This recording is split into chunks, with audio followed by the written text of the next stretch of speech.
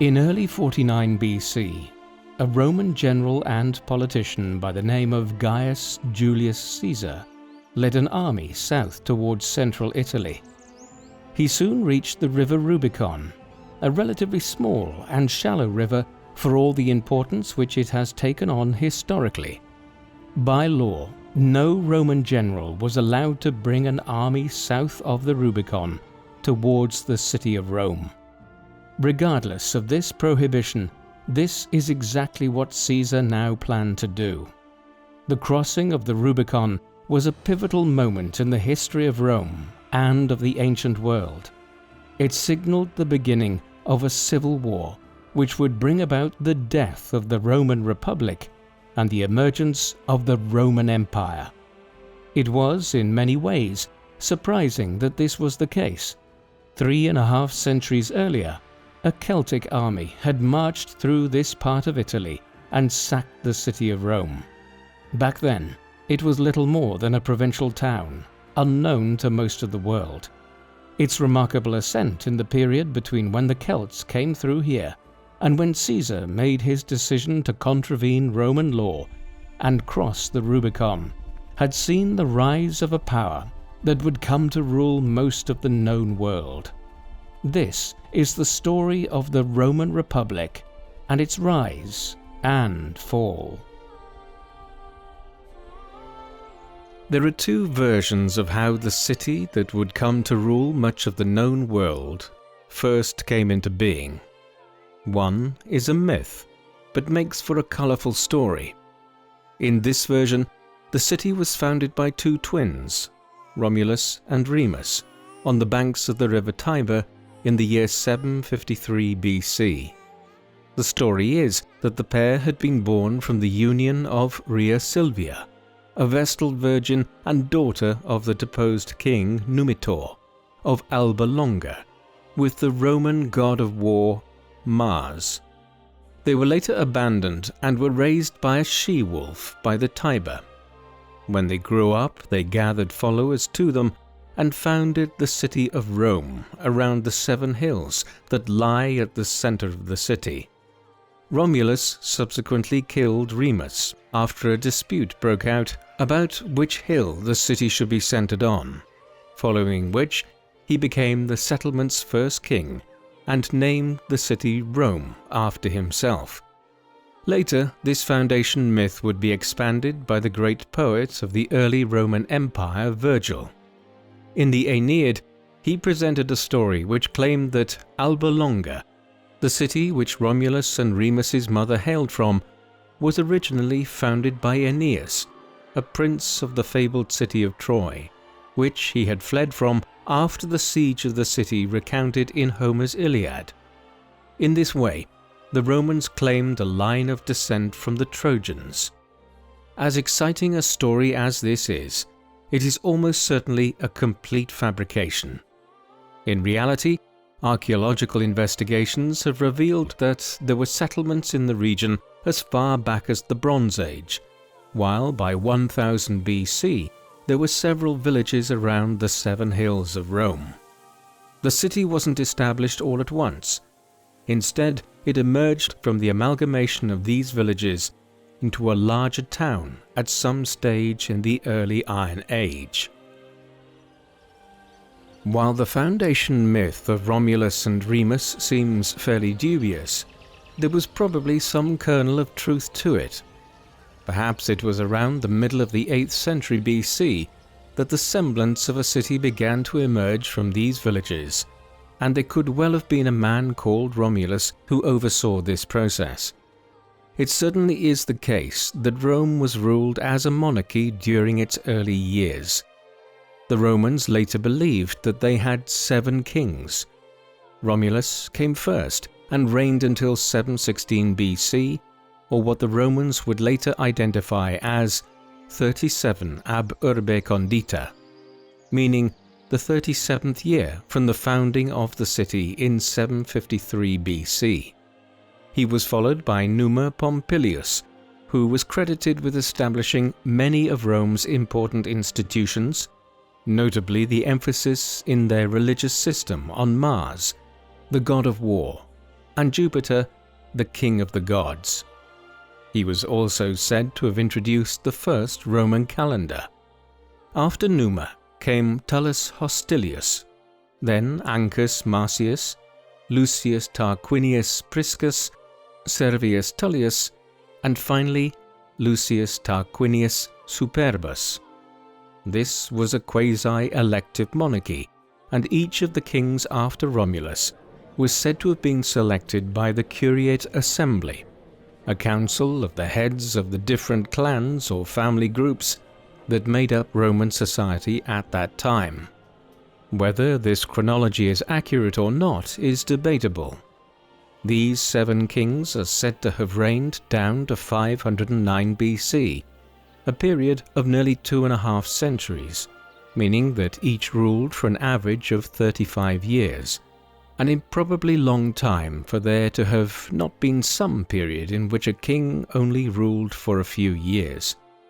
As with so much else concerning Rome's early history, there is an element of myth here, and it is worth noting that the earliest histories of Rome were only written hundreds of years later in the 3rd and 2nd centuries BC. Lucius Tarquinius Superbus would be the last king of Rome.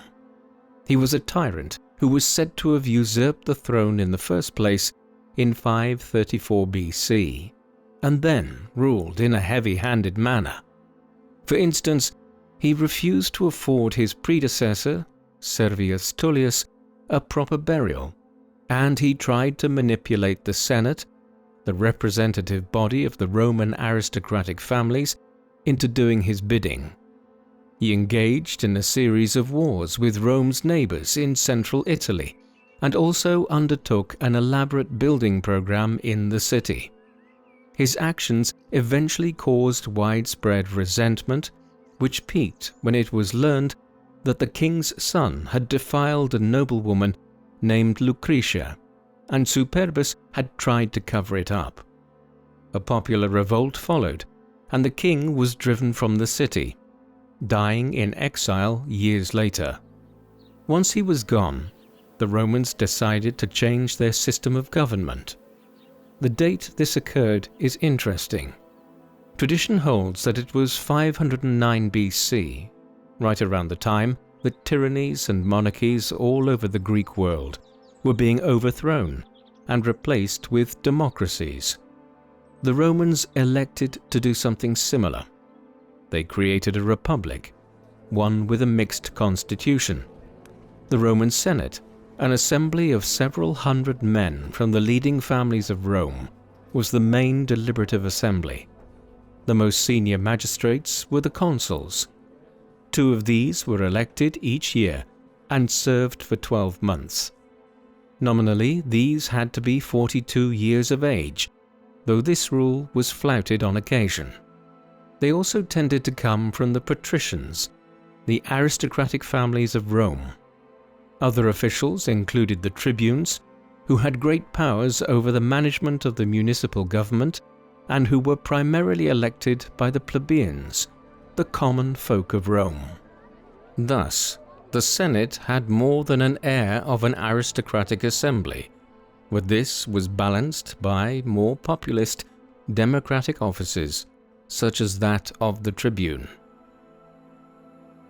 By the 5th century BC, as the fledgling Roman Republic began to take shape, there is a growing body of more substantial evidence available for us to reconstruct the history of the Romans.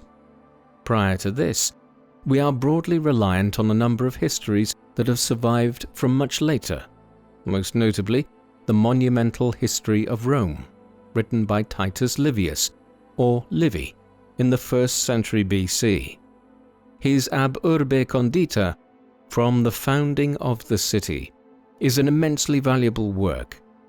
That being said, he was broadly drawing on traditions of oral history, rather than facts which could be affirmed, when it came to describing the early history of Rome centuries later.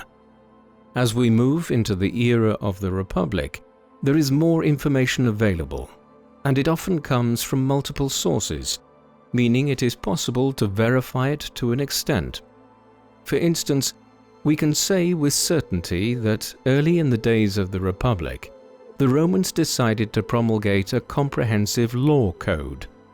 This was drawn together and published in 449 BC on a series of 12 bronze tablets that were put up on public display in the Roman Forum, the large open market space at the center of the city. The 12 tablets would form the basis of Roman law and its social hierarchy for centuries to come. For example, the first tablets outlined the procedures and rules of the Roman courts. Other tablets outlined the rules around marriage, family arrangements, and land law. There were provisions for how individuals should be compensated if they had been wronged in some way by another. One rule even concerned the legalities of removing a tree if it fell onto another person's property. This concern for the minutiae of the law and for governance would be a cornerstone of how the Romans governed much of the known world in years to come, and our legal systems today are still greatly indebted to them. Rome did not immediately emerge as a superpower under the Republic. One of the surprising things about its history is the length of time it spent as an embattled minor power in central Italy. During the days of the kings and then the early Republic, Rome was just a city-state. It controlled the immediate vicinity around the city and down the river Tiber to where it poured into the Tyrrhenian Sea at the port of Ostia. But beyond this, and some farmland in the surrounding countryside, Rome was no major power. The cities of the Etruscans to the north in Tuscany, or the Greek colonies in the south of the peninsula, were much richer and more powerful, and had a more developed culture during this period. The Etruscans dominated Rome for a time. Indeed, as we have seen, in 390 BC, the city was sacked by an army of Celts that had campaigned south to ransack much of Italy, an indication of how insubstantial Rome's power was by the early 4th century BC. The sack of the city might have been important though. It was directly after this that Rome first began to emerge as a more aggressive power in central Italy, and the attack on their city might have caused the Romans to adopt a more militaristic outlook. Henceforth, they began a series of wars with neighbors such as the Samnites and other Latin people in the center of Italy. They did so with a citizen army. Most city-states at the time had male citizens who fought for the state when needed. Rome's soldiers earned a reputation as a particularly well-honed fighting force, but there would be no professional legionaries for many centuries yet. This citizen army had succeeded by the late 4th century, less than 100 years after the Celtic sacking of the city, in conquering most of central Italy and north into the Etruscan region. They then began looking southwards towards the wealthy Greek colonies there. It was then that Rome's ascent as a great power really accelerated. While all of this was occurring, there was a social conflict playing out in Rome itself. This is broadly known to historians today as the conflict of the orders. As noted, Roman society was divided early on into two main groups, the aristocratic patricians and the lower order known as the plebeians. One's position as a patrician or plebeian was dictated by which family or gens a person hailed from. There were material differences as well. Early on in Rome's history, the patricians owned much of the land in the city and around it, and were much wealthier. In line with this, the patricians held a greater amount of power in the early years of the Republic, effectively making the city's government more of an aristocratic oligarchy than a proper democracy. This had led to tensions over time. One notable incident right around the time that the 12 tablets were set up in the Forum concerned the election of the tribunes of the plebeians. 10 of these were elected each year at the time. In this particular case, the patricians had manipulated the system so that some of the 10 spots were granted to patricians that year, causing understandable unrest amongst the plebeians. These divisions were compounded as time went by, when the plebeians did much of the fighting in Rome's wars, yet the patricians seemed to benefit most in land and spoils.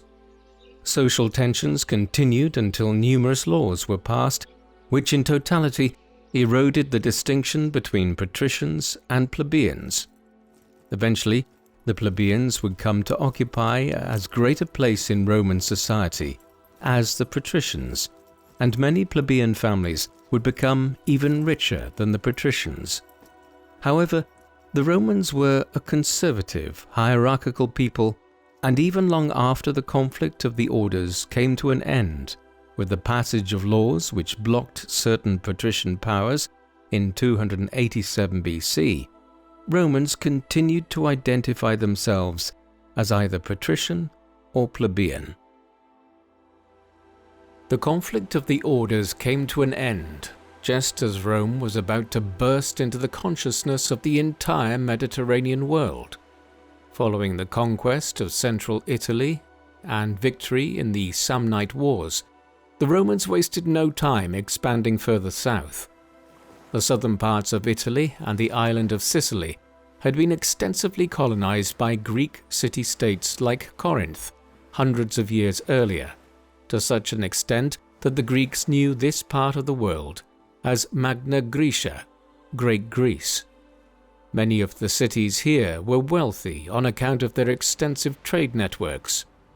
Rome ended up at war with them in the late 280s BC, after it tried to muscle in on the territory of the port city of Tarentum, modern-day Taranto, in Apulia. The resulting conflict expanded until Rome and its Italian allies faced a coalition of the Greeks of southern Italy. Moreover, the Greeks enlisted the aid of King Pyrrhus of Epirus, the ruler of a Hellenic or Greek kingdom in what is now Albania. While he managed to win several victories over the Romans in the years that followed, these were so costly in terms of the number of men that he lost, that in the end he would not fully defeat his enemy. This has resulted in his name becoming a byword for a very costly victory, a Pyrrhic victory. In the end, he abandoned Italy and the Romans finally claimed control of Tarentum. It was a substantial moment in their history, but it only opened up the possibility of a new war again, as the conquest of southern Italy brought Rome to the edge of Sicily, an island which Carthage, a great trading city where Tunis in Tunisia lies today, controlled much of, being the dominant naval power of the Western Mediterranean at the time. The Romans referred to them as Phoenicians, as Carthage had been founded hundreds of years earlier by the Phoenicians of the Levant. Hence, the wars between Rome and Carthage that now followed would be termed the Punic Wars, Punic being derived from Phoenician. The First Punic War began in 264 BC. It is hard to understate how important these clashes between Carthage and Rome were. The outcome dictated who would become the hegemonic power of the Western Mediterranean. Had Carthage been victorious, the history of the ancient world could have been very different. At the outset of the First War, Carthage had the advantage in many ways. Back when the Romans were deposing their last king and setting up their republic to rule over a small plot of land in central Italy, Carthage was already an established power in the Mediterranean. Right around that time, it had even sent an expedition to travel down the coast of Western Africa. Its leader, Hanno, left behind an account that indicates that he travelled at least as far as Senegal, and maybe considerably further. It should be clear from this alone that the Carthaginians were a formidable naval power, whereas the Romans had basically never fought at sea. As a consequence, much of the First Punic War centered on Sicily and the Italian mainland.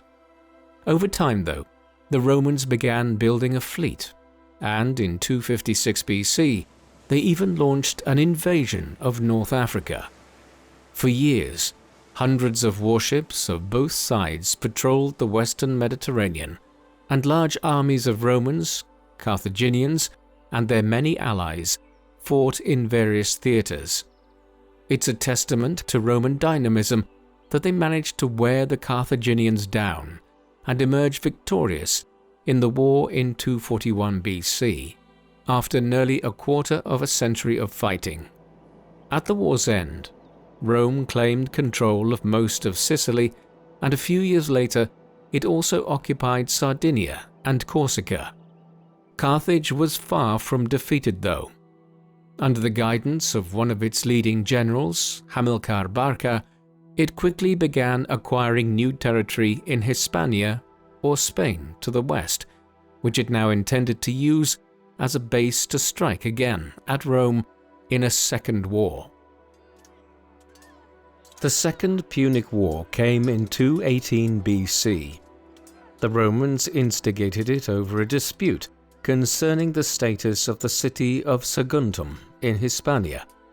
When the war came, the Carthaginians were better prepared.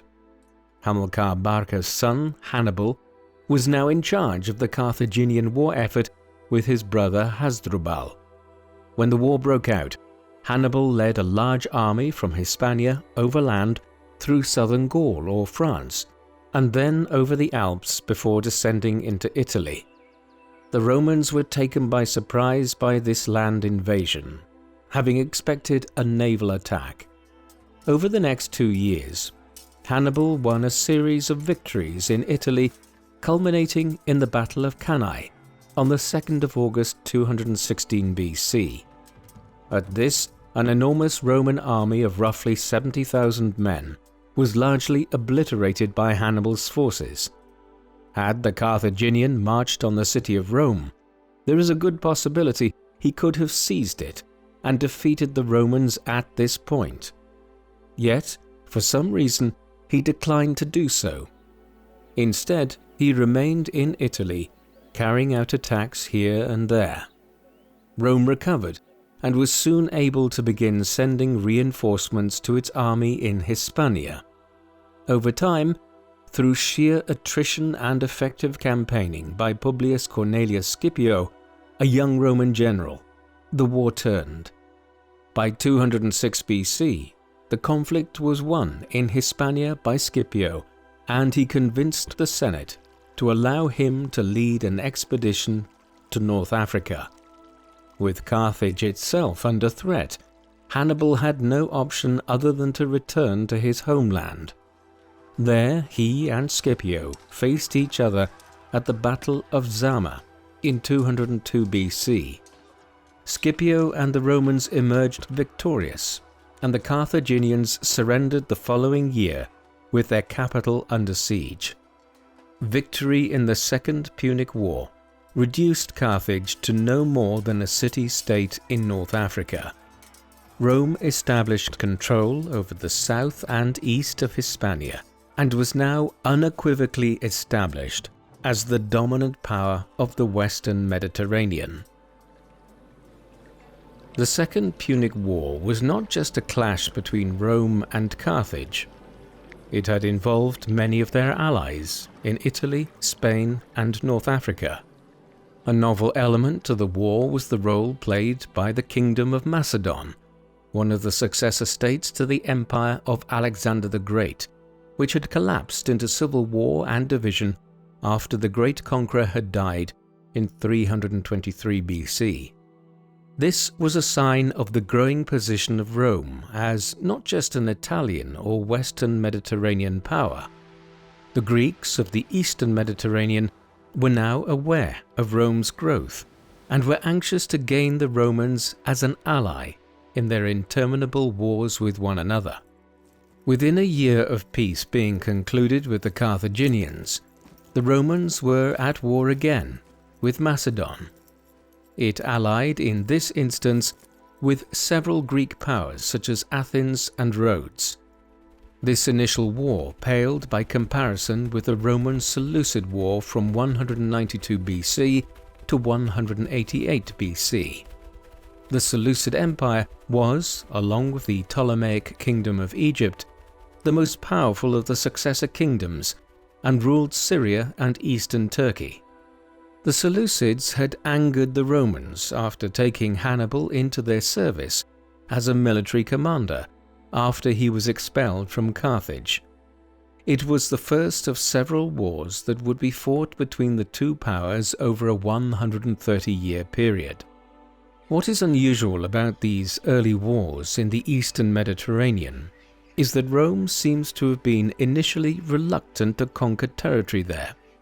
It won most of the engagements against Macedon and others. However, initially at least, it settled for taking large tributes as compensation and generally negotiated treaties which were favourable to its Hellenistic allies. For a while, though, the Romans did not engage in mass annexation of territory, almost as though they wanted to restrict their sphere of direct control to the western Mediterranean. If there was a distinct episode which saw a shift in Roman strategic thinking in the eastern Mediterranean, it came about during the Third Macedonian War, fought against the Kingdom of Macedon between 171 BC and 168 BC. After winning a comprehensive victory at the Battle of Pydna in central Macedon, the Romans elected to carve up Macedon's lands into a number of client states. These would rule parts of Macedon and Greece for Rome going forward. This form of clientage was typical of Roman rule under the Republic and early Empire. Rather than directly administering some territories, local elites did so on Rome's behalf and sent tribute to Rome. A period of unusual peace followed after this, as the Romans focused on reducing Hispania further to their rule. However, this was just the precursor to a period of unusual violence, even by Rome's standards. Although it had been reduced to a non-entity as a military and imperial power, Carthage had been allowed to continue as a city-state in North Africa at the end of the Second Punic War. Many in Rome were unhappy with this state of affairs, and in 149 BC, the Romans launched a Third Punic War against them. To call it a war possibly occludes the sheer brutality of this. Carthage was laid siege to, and in 146 BC, the city was taken and destroyed, and its people were enslaved. The Romans even went so far as to spread salt over the soil to ensure nothing could grow there, while Carthaginian culture was virtually erased from history. Almost no texts have survived from what must have been a thriving culture. This is one of the most striking examples of what was effectively an ancient genocide, and it was not the only such case around this time. That very same year, 146 BC, the Romans completed the conquest of Greece by defeating the Achaean League in a very swift war, at the end of which they leveled the city of Corinth to the ground. Rome was fast becoming the dominant power of the Mediterranean world. It was not, though, a very cultured place by this time. There would not be a Colosseum or the great temples of the Roman forums for many centuries yet, and the great Roman writers, poets, philosophers and historians like Cicero, Virgil, Ovid, Suetonius, Horace and Seneca would not be born for quite some time.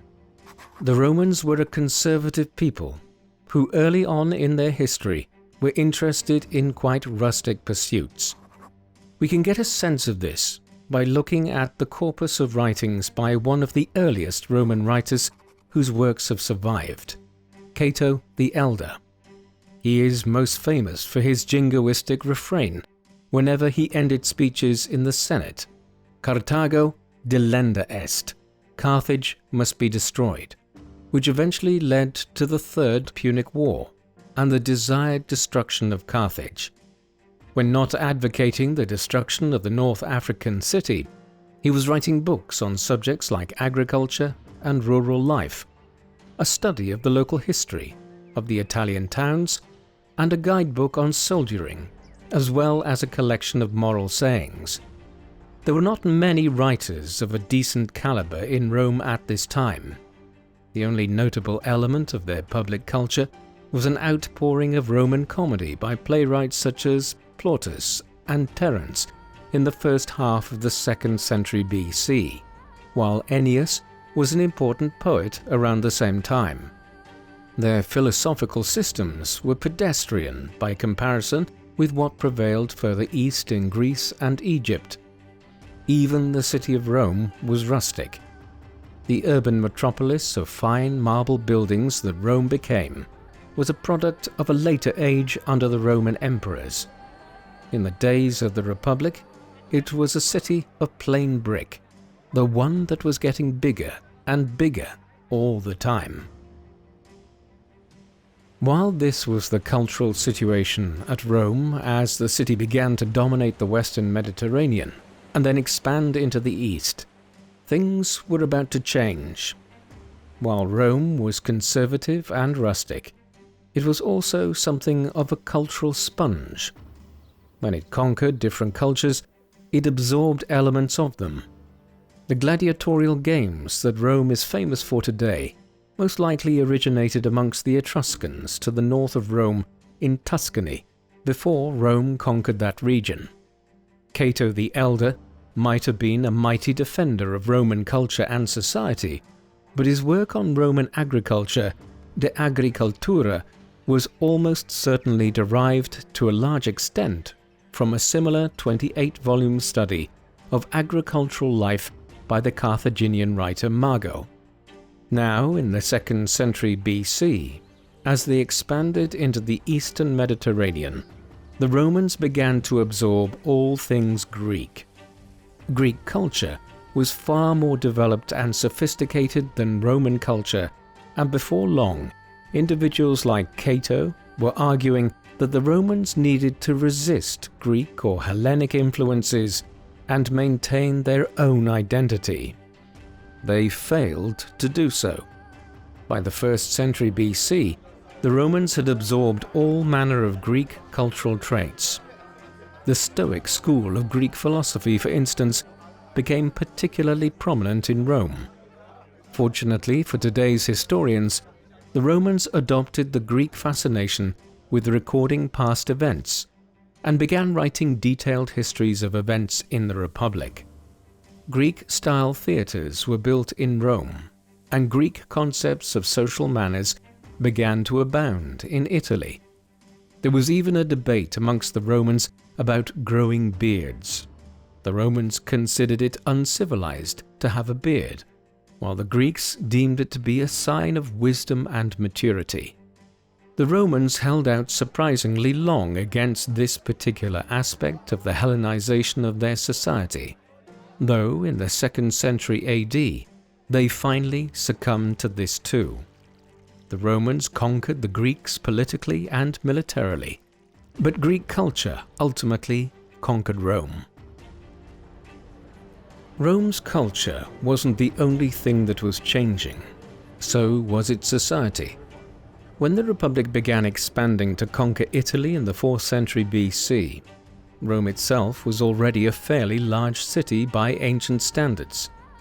It continued to grow thereafter, and it also got wealthier. Rome was an extractive imperial power, meaning that when it conquered a region, it extracted a vast array of resources from it, often in the shape of gold, silver, and other valuable goods, as well as large numbers of slaves. Huge numbers of these slaves were then employed in the large country estates of wealthier Romans around Italy, and these people then generated further wealth. However, the wealth acquired had not been evenly divided across Roman society. Many people were still quite poor and lived in the large insulae apartment blocks of Rome, not in nice sprawling villas. By the late 2nd century BC, this uneven division of the spoils of conquest was causing a lot of friction within Rome. Political reformers like the Gracchi brothers, Tiberius and Gaius, attempted to reform the system. Both were assassinated for their troubles.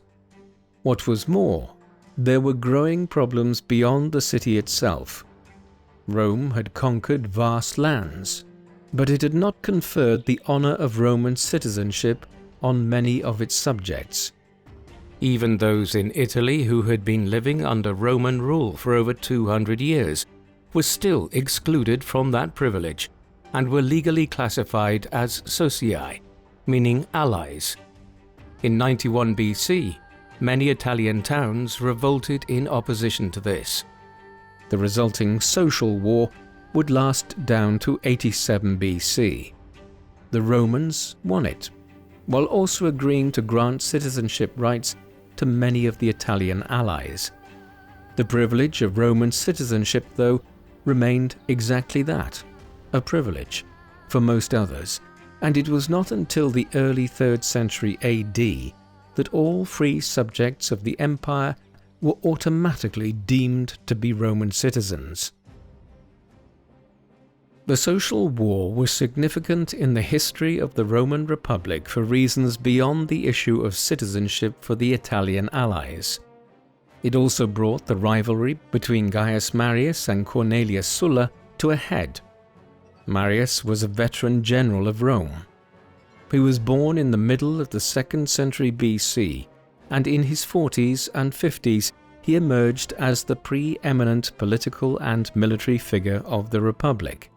This came about due to his command in Hispania, where parts of the north and west were still being pacified, and then in North Africa, where he fought in a major war between Rome and King Jugurtha of Numidia, ruler of a kingdom which approximated to modern-day Algeria. Most importantly, he played the leading role in defending Rome from one of the gravest threats it faced in centuries. In 109 BC, a Germanic tribe known as the Cimbri defeated a Roman force on the northern border of Rome's territories near the Alps. This left Italy and the city of Rome itself dangerously exposed to attack from the Cimbri. Marius saved the situation when he led an army north and defeated the Cimbri and their Germanic allies. Flush from these successes in North Africa and on the northern border, he is generally credited with implementing a series of reforms to the army in 107 BC, which transformed it from a citizen militia into a professional standing force, one in which career soldiers would serve as legionaries for upwards of 20, 30, or even 35 years. There was also an unprecedented situation where he served as consul for 5 years in a row between 104 BC and 100 BC. Marius's rise was indicative of forces which were beginning to threaten the security of the entire Roman Republic. As the Republic grew and became more powerful, its generals acquired more and more power too, and it was not just Marius. Cornelius Sulla, a man around 20 years younger than Marius, had risen as well, as a result of his service during the Jugurthine War in North Africa. During the Social War, his developing rivalry with Marius and his faction escalated. Sulla was sent off to the east to wage war on King Mithridates of Pontus at one point and garnered much acclaim. Before long, a major rivalry was developing between Sulla and his party at Rome and the Marians, whose cause was continued by Marius' son, after he himself died in 86 BC. The dividing lines stretched beyond the Sullans and the Marians, and there were now clearly two factions within Rome. One, represented at this juncture by Marius and his son, were the populares, those who appealed to a broad base of support amongst the Roman population. On the other side were the optimates, a more conservative faction that wished to preserve the power of the senatorial families and their grip on power within the Republic. This spilled over in 83 BC to civil war between Sulla and the Marian faction. Sulla emerged victorious after marching on Rome and established himself with power of dictatoris, a position within Roman law that allowed a person to assume immense power in an emergency. Sulla engaged in a series of purges of the Marians before ultimately renouncing the power of dictatoris in 79 BC and retiring to his estate. He died the following year. The clash with Marius had not only indicated that the generals were now becoming far too powerful within the Republic, a question loomed over the whole episode as well. What would happen if someone came along and did exactly what Sulla had, but without renouncing absolute power? The civil war between Sulla and the Marians was important in more ways than one. It was the crisis which forged the subsequent generation of Roman generals and political leaders and their ideological outlooks. For instance, one protege of Sulla's during it was Gnaeus Pompeius, later known as Pompeius Magnus or Pompey the Great. On the other side, a young man by the name of Gaius Julius Caesar had barely avoided being executed in the proscriptions that followed Sulla's victory in the civil war, as he had been closely allied with the Marians. It would take time for Caesar to make his mark on the Roman world after Sulla's retirement and death. Conversely, Pompey quickly established himself as one of the new generation of emerging generals in the 70s BC. He was charged with leading an army to Hispania, where a Marian commander, Quintus Sertorius, had set himself up with a power base and was determined to resist the government's efforts to proscribe him. This was indicative of the last decades of the Roman Republic. There were frequently commanders who had gained control of a legion or two, who held control over a province for several years at a time, independent of the central government's control. Pompey earned his stripes defeating Sertorius, but it took several years to do so. Having accomplished it, he returned to Italy, where he briefly aided another figure, Marcus Crassus, reputedly the richest man in Rome, in reducing the servile revolt led by the infamous gladiator Spartacus in southern Italy. This was done by 71 BC. It was just the beginning of Pompey's rise, and he was about to be central to the further expansion of the Roman Republic. On the back of his success against Sertorius in Hispania, Pompey was elected to the consulship in 70 BC. By this time in the history of the Republic, the office of consul was primarily coveted because those who held it had the option of governing a province and taking command of an army directly after they were consul. This could then act as a springboard to greater power still if the person ended up conquering a new territory. In Pompey's case, he left Rome at the end of his term as consul to take charge of a vast fleet of ships that had been assembled to try and tackle the piracy problem that had become an epidemic of lawlessness in the eastern Mediterranean, one which was seriously impacting on trade. The pirates had even audaciously raided the port of Ostia and the mouth of the river Tiber, kidnapping several senators in the process. Pompey conducted a devastating campaign, cornering the pirate fleets into the Greek islands and the coast of Anatolia, and defeating them at the Battle of Coracasium in 67 BC. His timing could not have been better. He now found himself in the eastern Mediterranean with a large fleet and army, just as Rome's long-running conflict with King Mithridates of Pontus was reaching an impasse. Pompey joined the conflict and finally defeated one of Rome's bitterest enemies in the east. Further campaigns eastwards saw him quickly bring what was left of the Seleucid Empire to an end in Syria, while the kingdom of Judea was made a client state. By the end of 63 BC, Pompey had succeeded in completely reducing the eastern Mediterranean to Roman rule, annexing the kingdom of Pontus and the Seleucid Empire, and turning states like Judea and Egypt into client kingdoms. He even sent out expeditions to begin establishing relations with the Nabateans at their capital Petra, and to discover how the lucrative spice trade they controlled along the Red Sea and in western Arabia functioned. It was these accomplishments which earned Pompey the name Pompeius Magnus, Pompey the Great, back in Rome. History would soon repeat itself.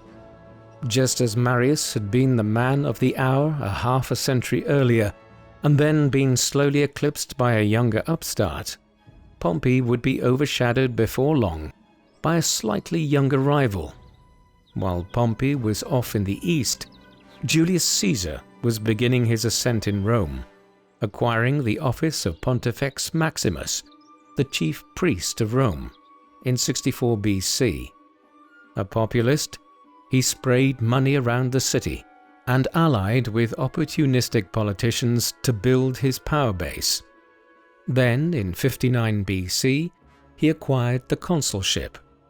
When his term was over, he made an unusual decision.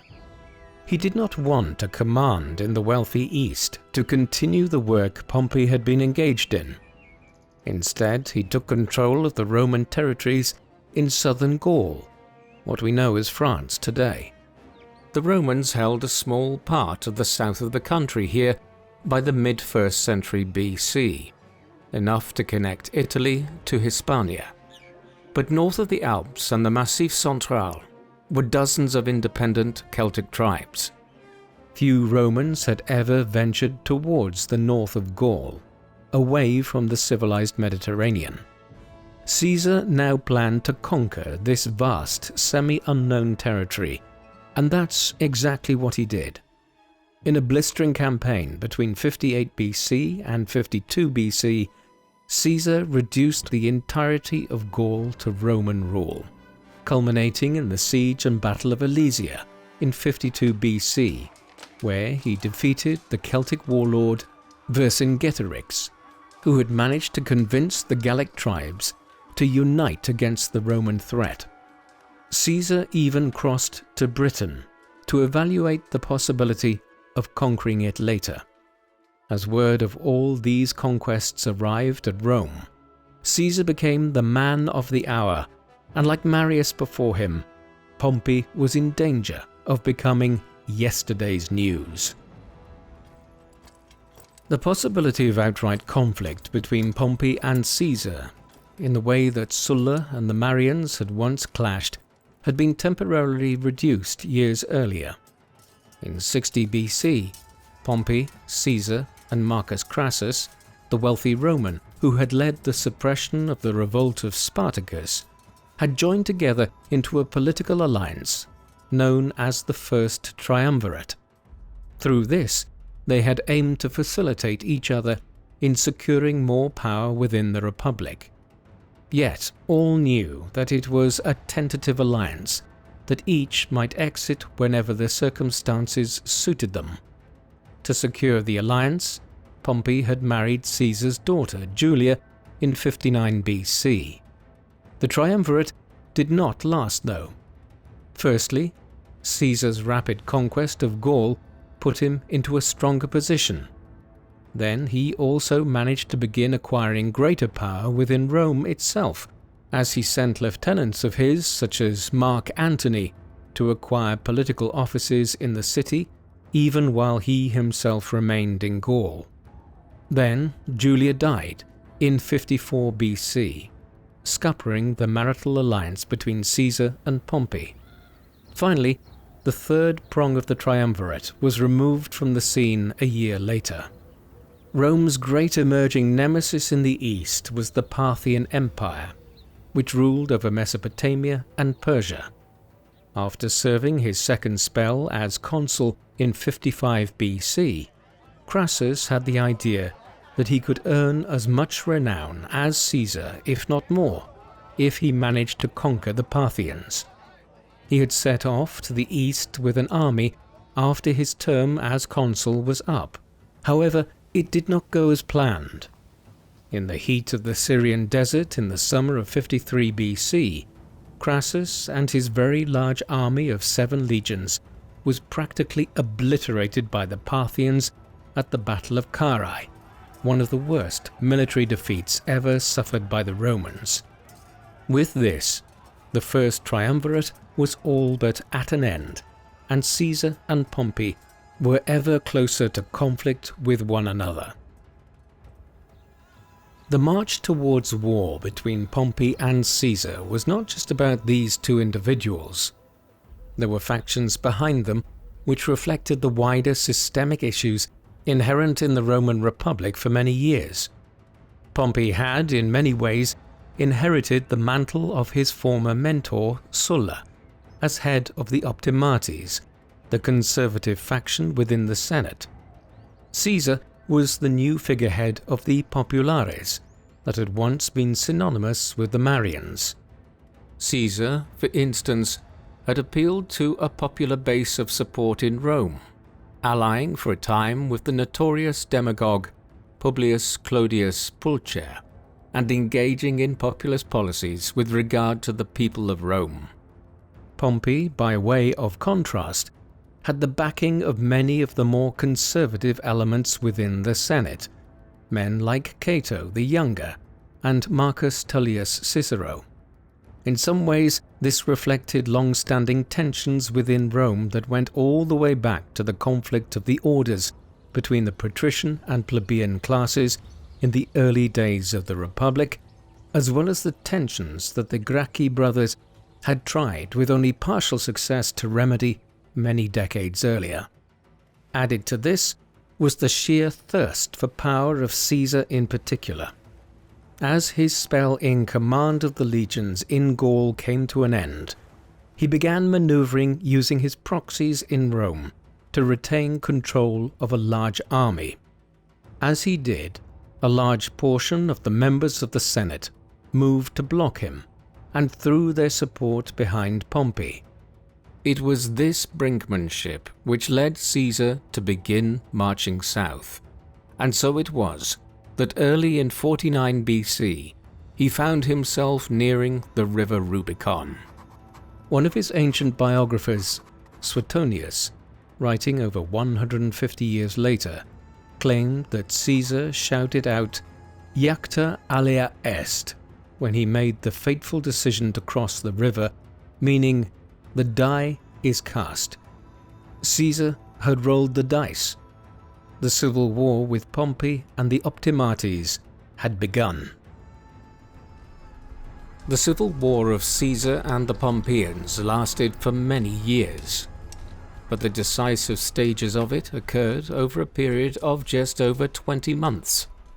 As Caesar led his forces south of the river Rubicon towards Rome in the early weeks of 49 BC, Pompey and the Optimates abandoned the city.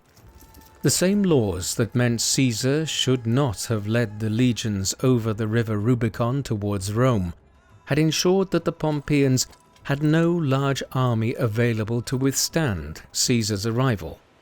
They headed to the south of Italy and then made passage over the Adriatic Sea to Greece, which they would use as a staging base for their war against Caesar. Theoretically, the Pompeians were well positioned on paper to defeat Caesar and his armies. Pompey had many supporters, particularly in Hispania, where he had garnered many followers during his time fighting the Sertorian War, and where several legions were still stationed. However, the Pompeians were spread around the Mediterranean, and they were less organized than Caesar's men. Pompey's rival had a solid cohort of legions that had fought under him for years in Gaul, and who were loyal to him. With these, he quickly made his way to Greece to engage the Pompeians as quickly as possible.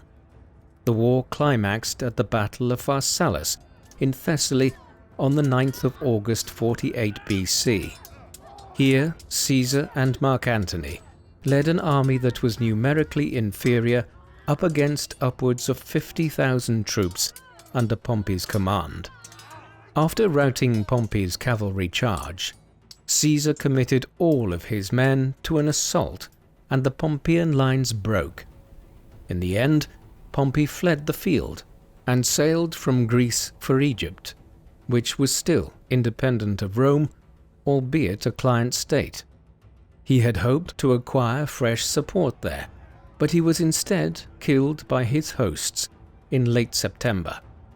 Individual Pompeian armies continued to fight Caesar and his faction around the Mediterranean for years to come, though after Pharsalus, Caesar was clearly the victor. Many people wondered what would now happen in the aftermath of the Battle of Pharsalus. Like Sulla before him, he had claimed the power of dictatoris after entering Rome early on in the civil war. Would Caesar simply try to quell the remaining unrest across the empire before relinquishing his power, as Sulla had done? Or would he try to establish himself as a monarch of some kind? The question hung in the air for quite some time as he began a series of reforms and attempted to crush localized pockets of Pompeian resistance in Hispania and North Africa. In the spring of 46 BC, for instance, he campaigned in North Africa and defeated an army of the Optimates, led by Quintus Caecilius Metellus Scipio and Cato the Younger. In the capital, his reforms were unusually long-lasting. Caesar, for example, introduced the Julian calendar.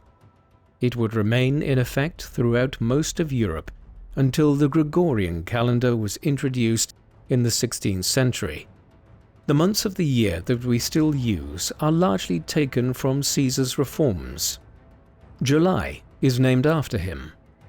Another set of reforms concerned the management of city affairs in Rome, and also how the legionaries should be rewarded for their years of service with land.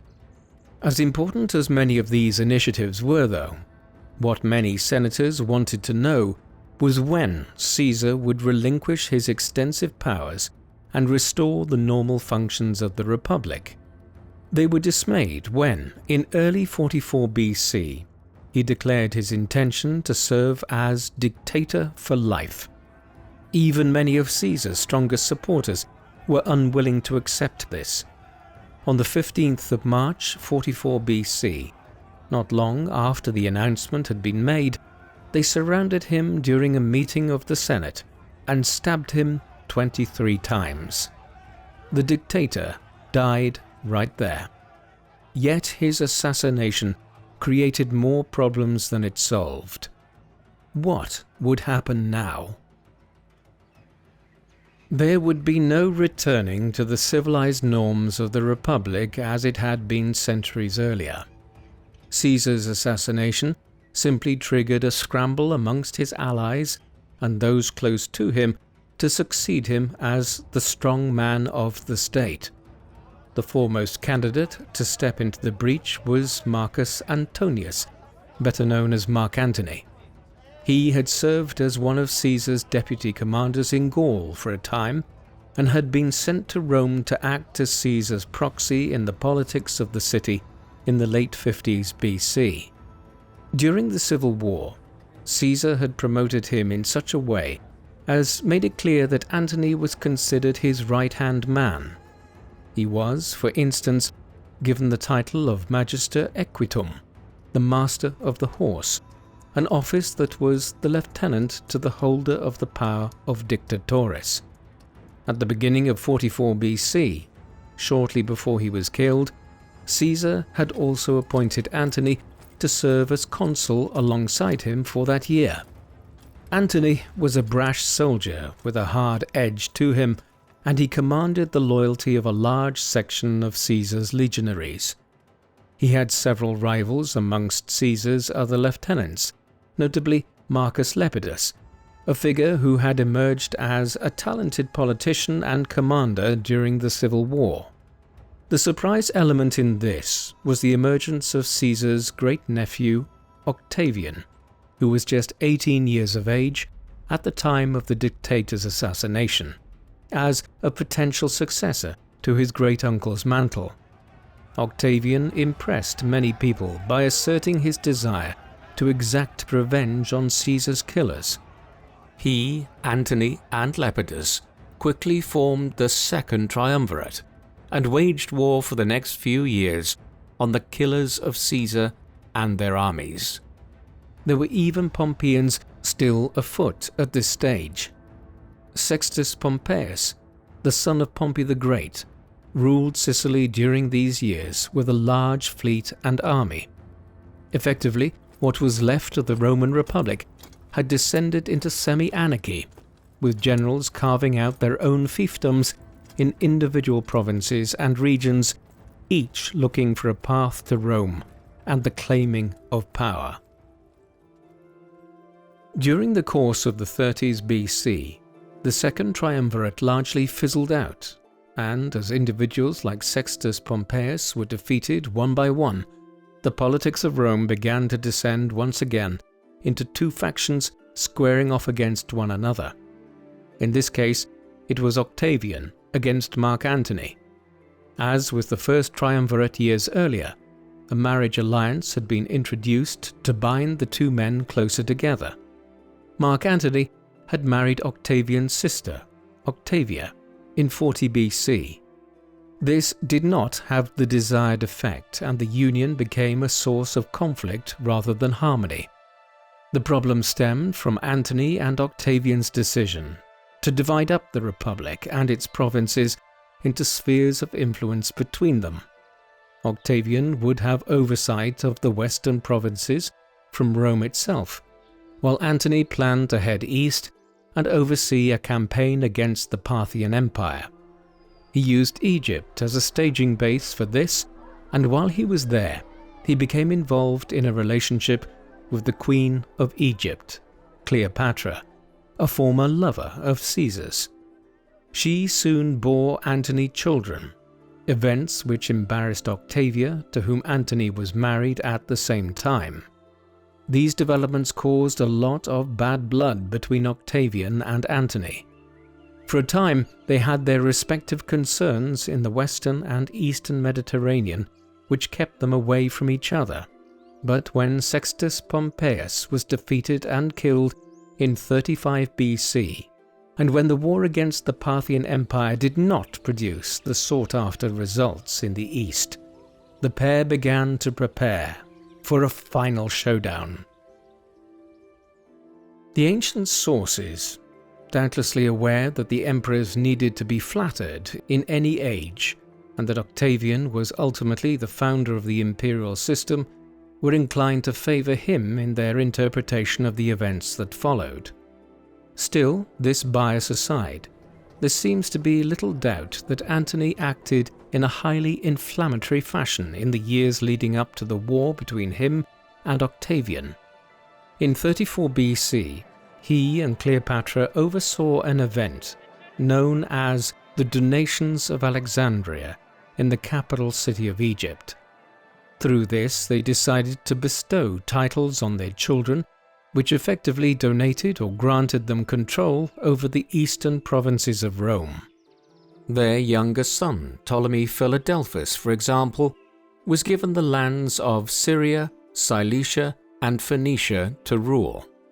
These were Roman provinces, and to any senator in Rome, the donations sounded like a clear effort by Antony to establish himself as a monarch of the eastern provinces.